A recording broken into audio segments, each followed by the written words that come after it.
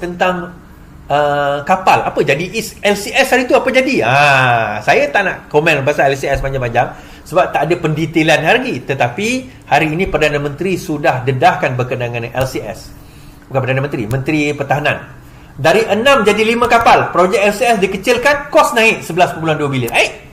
Kenapa pula LCS dikecilkan, kos jadi naik? Kan? BNS, Boston Putrajaya mendanangi perjanjian baru dengan Boston Naval Shipyard Sdn Bhd BNS. Bukan kapal company dia yang problem hari itu ke? Kenapa pula dia disambung balik mengenai projek LCS, projek kapal tempur pesisir? Menurut pembayaran syarikat induk Boston Holding kepada bursa saham, kontrak tambahan ke-6 yang ditandai itu memerlukan anak syarikat untuk menghantar 5 kapal dan bukannya 6 kapal. Harga jumlah kontrak telah disemak kepada 11 bilion, meningkat daripada 9 bilion sebelum ini. Kerajaan telah pun mengeluar 6 bilion. Maksudnya 6 bilion dah keluar. Sekarang ini dia kena 6, 7, 8, 9, 10, 11. Kerajaan kena tambah 5 bilion lagi untuk dia nak settlekan. Maksudnya Boston dah dapat 11 bilion. Pengurusi Boston berkata perjanjian itu terhasil daripada semakan menyeluruh terhadap pelbagai pilihan dan semua aspek projek oleh syarikat. Di bawah perjanjian baru, pelbagai langkah penjagaan telah dilaksanakan untuk memastikan kapal itu dihantar tepat pada masanya. Now, hari tu kau marah pasal Boston ni.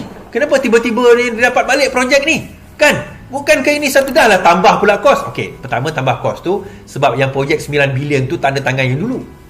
Yang kedua, kalau tak buat baru, kita tak ada kapal, 6 bilion dah bayar. Tapi kenapa tak bagi pada company lain? Baik, saya jawab. Pertama, resources dia dah ada, plan semua dia dah ada, dia dah dapat. Tetapi yang kedua, yang ni menarik tuan-tuan. Yang ni ialah yang dibuat oleh Mujahid nak selamatkan tabung haji dulu. Sekarang ni dibuatkan kepada Boston pula. So macam mana dibuat kepada Boston? Okey, apa yang berlaku adalah MOF ambil alih Boston BNS sebagai anak syarikat Tok Mat. Kementerian Kewangan telah menubuhkan sebuah SPV, Special Purpose Vehicle, bagi mengambil alih projek pembinaan kapal tempur LCS, iaitu Boston sebagai anak syarikat kepada MOF. So Menteri Pertahanan berkata bagaimanapun pelaksanaan projek tetap akan dipantau melalui PMC, yang akan dipengerusikan oleh Ketua Setiausaha Pembedaran dan Ketua Setiausaha Kementerian Pertahanan MINDEF. Di samping itu, laporan berkala kepada jemaah menteri akan disediakan seperti syarat-syarat disediakan kepada Ketua Audit. Okey, so jawapan kepada persoalan tersebut, syarikat tetap sama, tetapi struktur dia berbeza. So sekarang ini syarikat tersebut tidak lagi dimiliki oleh individu, tidak lagi dimiliki oleh private. Sekarang ini diwujudkan satu SPV, apa orang kata, ambil alih syarikat BNS ni, Boston Naval Shipyard ni, kemudian letak di bawah SPV tersebut, direct bawah MOF. Sekarang dah tak boleh dah. Company yang sama betul, tetapi kena menjawab direct, bukan kepada Perdana Menteri, bukan kepada Menteri Pertahanan. Sekarang ini kepada jemaah menteri setiap 3 bulan tentang progres tersebut. So kita tengok selepas dia target berapa tahun, 5 tahun kot, dia orang nak kena settlekan benda ni. Kita tengok nanti sama dalam tempoh tersebut boleh disettlekan atau tidak. So sekarang ini kerajaan cuba membersihkan kepincangan-kepincangan yang ada sebelum ini, cuba membersihkan kepincangan-kepincangan yang ada sebelum ini, dan akhirnya ini melalui kerajaan yang baru ini, melalui Datuk Seri Anwar Ibrahim, kita dapat untuk insya-Allah cuba nak menyelesaikan masalah-masalah sebegini. Pendedahan yang kita lakukan betul. Sebab kata saya jumpa dengan anak buah saya tadi kan, kita tak boleh menang semua tuan-tuan, tapi dalam masa sama kita jangan kalah semua. Kan, kalau kita terus scrap idea ni, kita sudah hilang 6 bilion, kapal pun tak dapat. So kita perlukan kapal itu dalam keadaan segera. Kita kena bagi projek baru kepada anak syarikat yang dipantau oleh MOF, yang akan menjawab kepada jemaah menteri dalam masa yang sama, walaupun kos akan meningkat. Of course sekarang ini itu 9 bilion tu I think 2011 lah punya projection. Sekarang ni dia 2023. So sekarang ini nak tak nak, kerajaan sekarang ini di bawah menteri sekarang ini kena tunaikan. Kalau tak ada juga kapal tu, saya antara orang pertama yang akan bising. Kan? Belanja bilion-bilion, masalah tak boleh nak diselesaikan. Apa? Siapa yang dapat untung kat situ? Tapi CEO tu dah dibawa ke muka pengadilan lah. CEO BNS dah dibawa ke muka pengadilan. Rasuah tu kita tak boleh tackle. Yalah, perasuah itu satu hal, rasuah itu kita tak boleh tackle. Ni adalah cerita kan, dia kata ni satu kontraktor saya jumpa, dia kata, ni non Malay lah, dia kata, Cik Iswardi, dia kata, kami tak rasuah macam mana? Kami tak rasuah, kami tak dapat projek. Kan? Kami tak rasuah, kami tak dapat projek. Kami nak buat yang baik, tapi dia minta. Kami tak bagi, dia lambat-lambatkanlah payment, dia susahkanlah kami punya payment. Habis kami nak bayar kami punya pekerja, kami nak bayar kami punya kos, kami nak laksana, kami tak kena blacklist. So akhirnya tuan-tuan, dia bukan yang memberi juga, yang meminta tu satu hal. Sebab itu, antara lain yang saya nak sebut lah kan, semalam saya sebut, 2 hari lepas juga saya sebut berkenaan dengan berkemungkinan ada rombakan kabinet. Rombakan kabinet ini juga melibatkan pegawai-pegawai kanan. Ada mungkin ini boleh berlaku selepas PRN, dan harapnya dilakukan dengan segera lah. Antara yang kita nak tengok perubahan, antara lain kalau boleh, adalah siapa tuan-tuan? Menteri Agama tu. Kalau boleh tolonglah tukar Menteri Agama tu.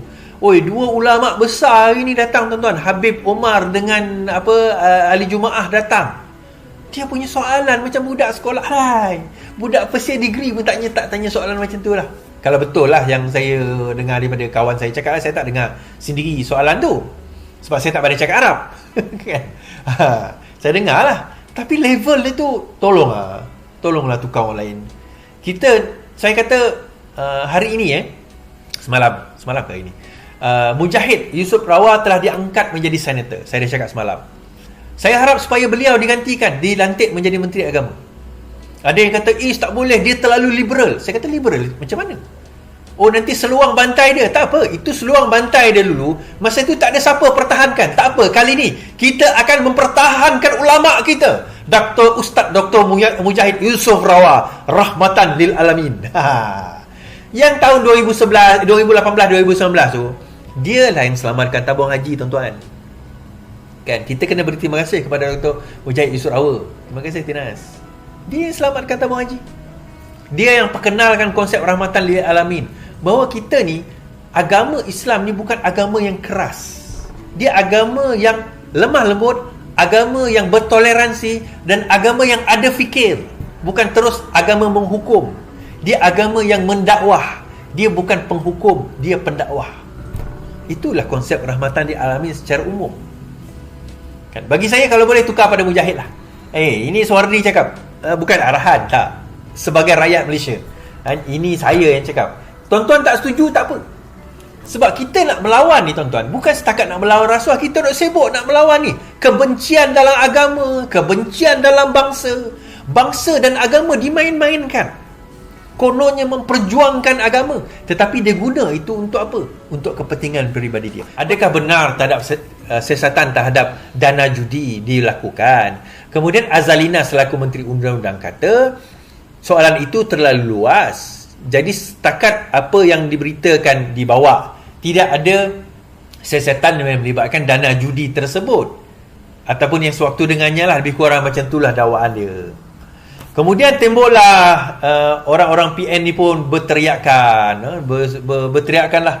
Dia kata, tengok itu Anwar Ibrahim memfitnah. Tak ada pun dana judi diterima dan disiasat oleh SPRM, dia kata. Okay, semalam saya kata, yang pertama, siapa kata dana judi itu dana yang disiasat oleh SPRM? Anwar Ibrahim pun tak pernah kata bahawa dana judi itu dana yang sedang disiasat oleh SPRM. Anwar Ibrahim tak pernah cakap macam tu. Baca balik kenyataan beliau, dengar balik ucapan beliau, dengar balik betul-betul. Kan? Macam juga kita cerita tentang 90 juta PAS yang PAS terima daripada UMNO. Kita tak pernah kata itu rasuah, tetapi dia terima dana itu sewaktu bersama dengan Pakatan Harapan. PAS pada waktu itu bersama dengan Pakatan Harapan, tetapi dia terima dana daripada UMNO. Itu pendedahan. Adakah satu kesalahan? Tak salah pun daripada segi undang-undang. Tapi adakah salah daripada segi moral? Ya. Dia salah daripada segi moral sebab dia terima duit daripada UMNO pada ketika itu. Padahal kita bersahabat, tapi kau boleh terima pula duit daripada lawan kita pada ketika itu untuk lawan kita balik. Jadi